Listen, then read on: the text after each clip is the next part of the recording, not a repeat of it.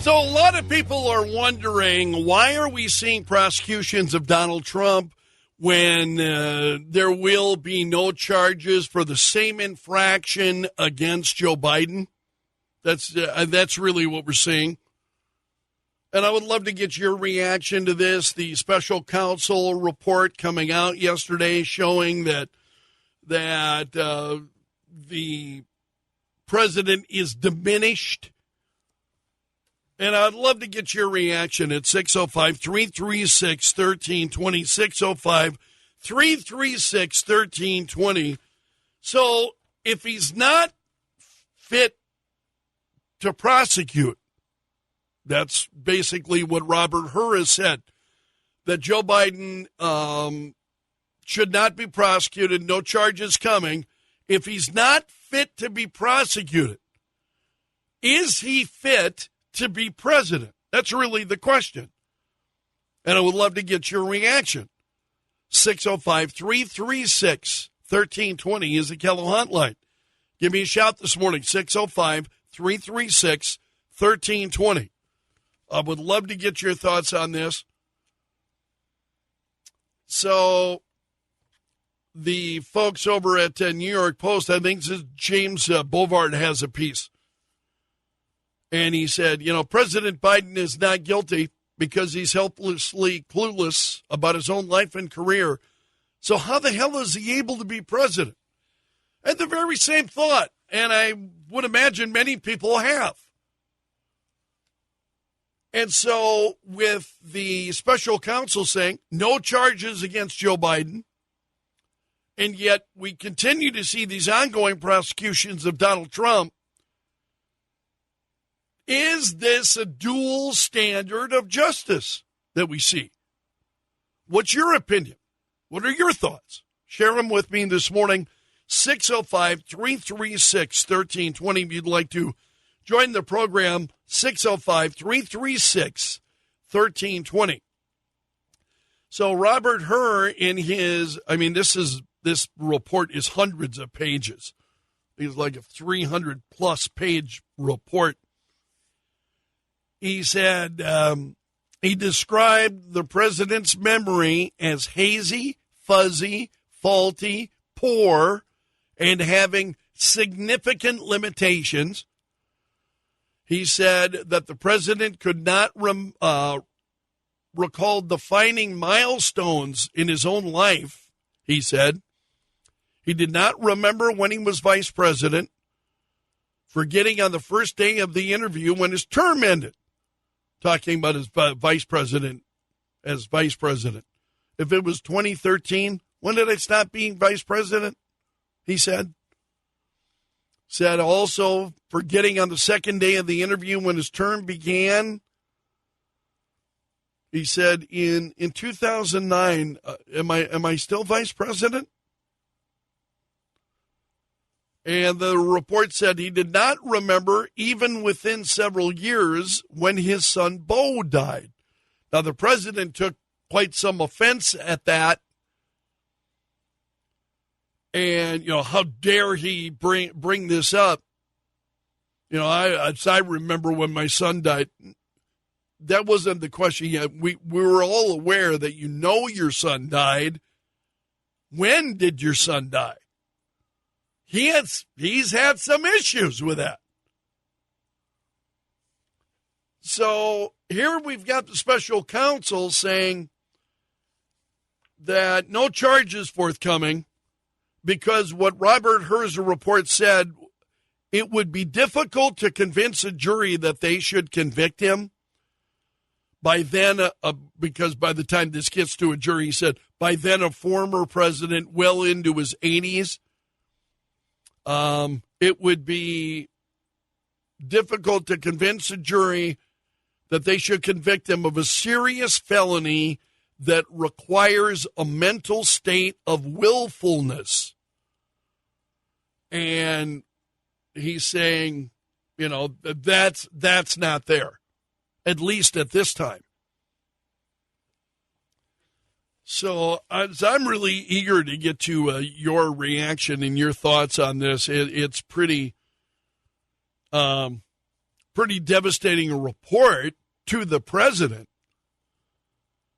Robert Hur said, "We conclude that no criminal charges are warranted in this matter.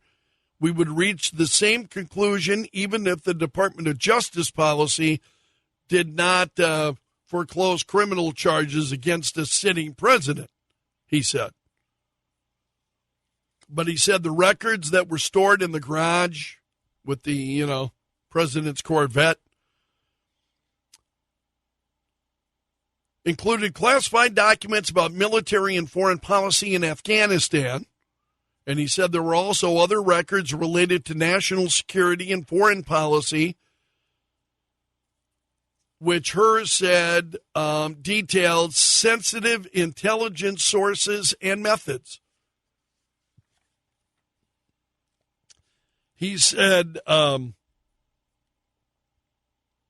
a lot of this you already know, stuff we have talked about, that these materials came from the garages, offices, and basement den in Mr. Biden's home in Delaware.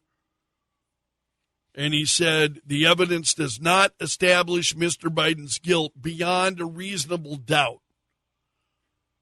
But the issue here is, we're seeing continued prosecution of Donald Trump on a lot of these issues, and the issue of documents in particular. So I would love to get your reaction to this. I honestly, I don't think there's anything in this that's shocking for those of us who have been watching the president. So let's get to your phone calls. We're going to start with Tim. Good morning, Tim. You're on Kello. Well, good morning, Greg. I certainly feel that there's a double standard going on, because the issue is when Biden did this, he was vice president, and he had no action to be able to unclassify those documents. Yes. When Trump did it, he was president, and he unclassified probably some of those documents, or they weren't that important because they didn't really expose those to the public of what that was. And we're also witnessing now with Biden declining in a way he's been declining since he started, but it's going to take us down. We're looking at being a weak country. A lot of us believe that for a host of different reasons. You're absolutely right, Tim. What about this issue? If the president cannot be prosecuted, if he's not fit to be prosecuted, is he fit to be president? Absolutely not. It's an easy reaction for many of us. I know what you mean. Yeah, it's a no-brainer. I think I think you said it very eloquently when you said this interview for him and this report actually became kryptonite for him. Yeah, I think so. I do think so. Thank you so much, my friend. I appreciate your call. I'd love to hear from you, 605-336-1320. Good morning, Patrice. You're on, Kello. Hi, Greg. Hi. I just can't fathom that anybody with a straight face can claim that Biden is too impaired mentally to be held up to trial, but he still deserves to be president. That is just such an enormous ball of crap. I don't know how they expect the American people to live with that. And yet so many people just don't really care, I guess. Do you think the president should be facing charges in this? I mean, did you expect absolutely. more? Well, I guess, I've been wondering if people were expecting more from the special counsel than just this report. Oh, what a bunch of pablum and baloney. He should be facing charges.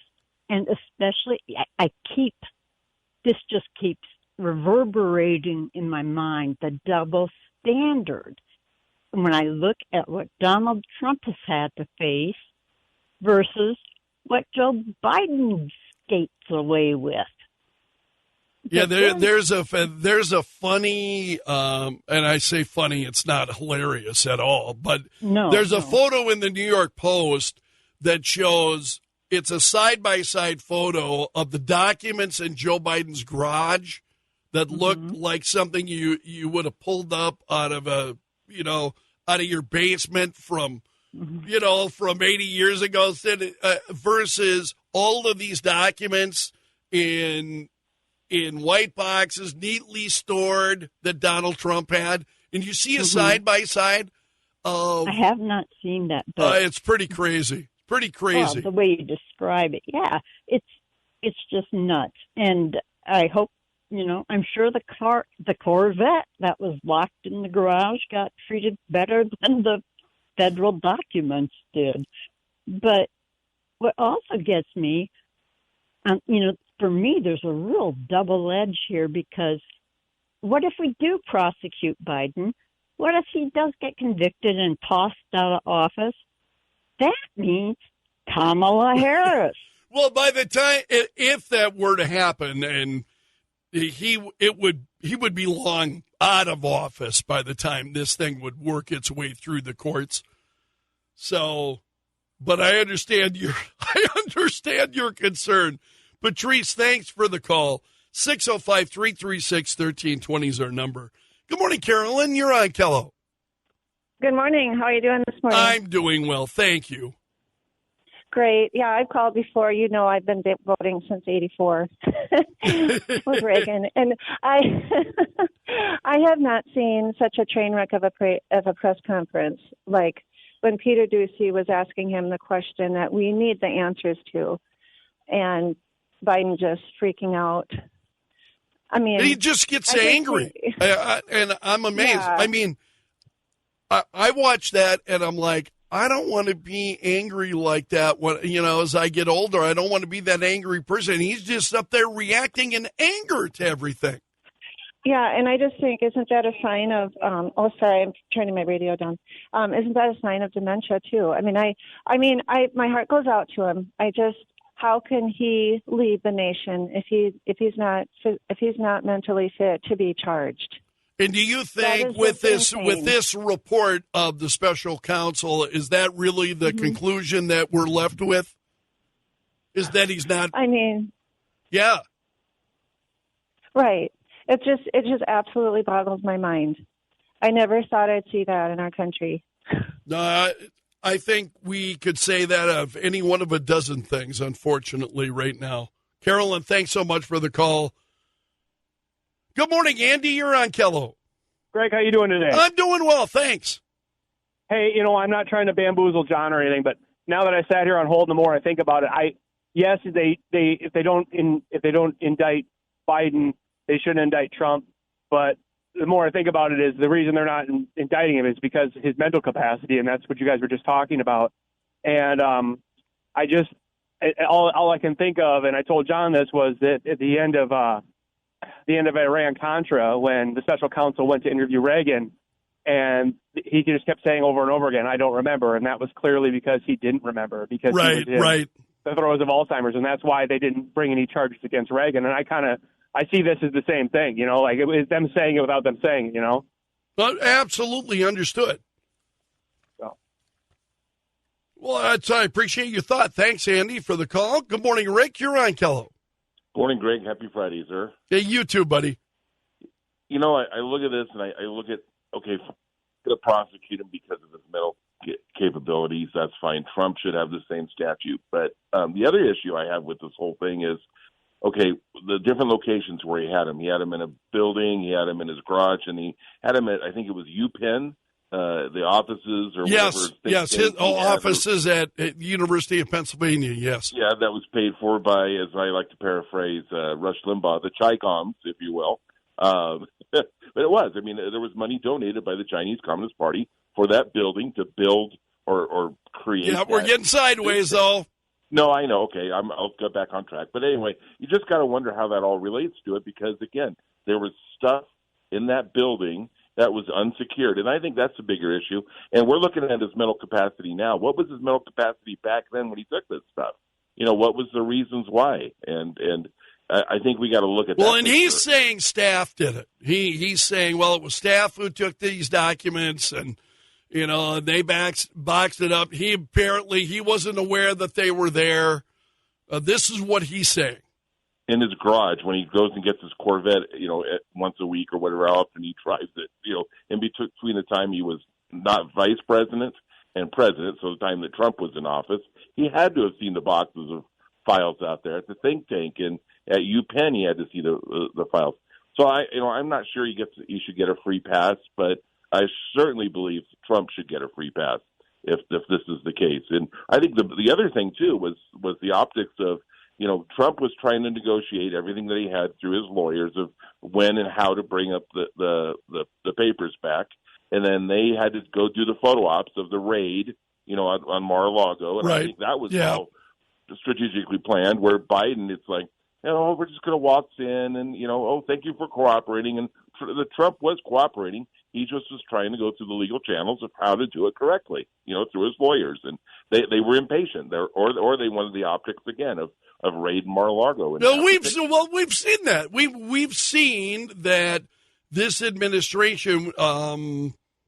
Also, Robert Navarro is going to be going to jail because he was not cooperating with subpoena, and he didn't believe that he had to testify, and so now he'll be going to jail. But we saw the very same thing happen to Navarro, happened to others that were in the Trump administration, people close to Trump. Yeah, there's a dual standard of justice that we see. Eric is a first-time caller. Thanks for waiting, Eric. You're on Kello. Morning, Greg. Good morning. I agree. Yes, there's definitely a double standard in this country and in the government.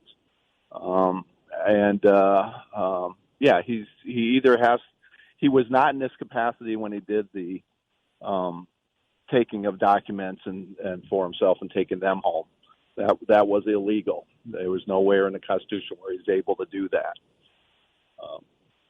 And many U.S. senators, and I've talked about this, Senator Cruz and others who have said, we go and view those classified documents. You've got to leave them behind. You have to leave your notes behind. You're not able to take anything out when you go and view them. How in the world did Vice President Joe Biden, at that time Vice President, how was he able to take those documents out and to his personal residence at all?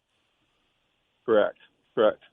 And but I mean, again, the bigger story is Biden hasn't been leading this country as a president since he was elected. It's the group of people that were not elected that's really running things, and he's just a figurehead for them. I mean, that goes a little beyond, but I get frustrated. No, but I understand why you have that feeling, though, Eric. Don't think that I don't think. I mean, I think the very same thing. Yeah, and I just wish the Democratic people will understand that they've been hijacked, and they have to leave it or if they have to change it. Well, and how do you respond? Because people seem to support this president and support the Democrat, and even many Democrats are saying Joe Biden's too old to run. They don't want to see Joe Biden run, but if he does, they're going to vote for him. What do you say to those people, my friend? I just say you guys are blind. You have to look at the Constitution. You aren't run by a president is a person that's supposed to make a decision so that it's final. It's not go through a committee of people that are and have a figurehead that comes out and says something.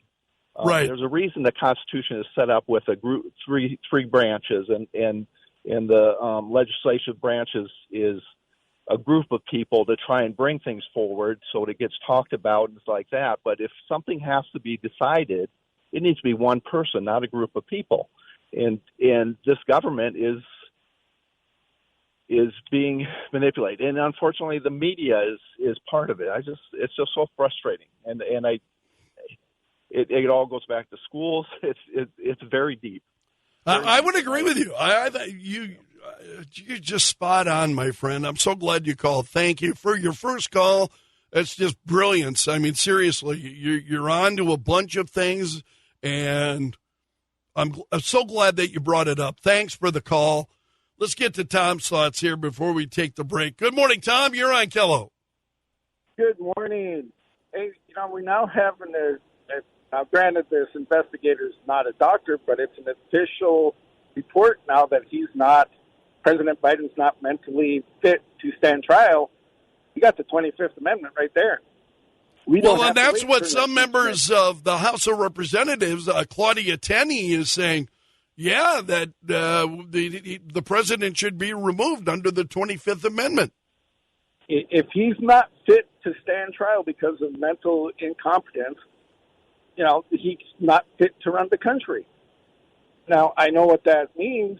That means Kamala, but, that could be just great for us, for the rest of the country, because there's no way Kamala Harris is going to win a re-election. They can't cheat that bad. They can sure try, but that's a funny way to put it. They can't cheat that bad. Hey, Tom, thanks for the call. I really appreciate it.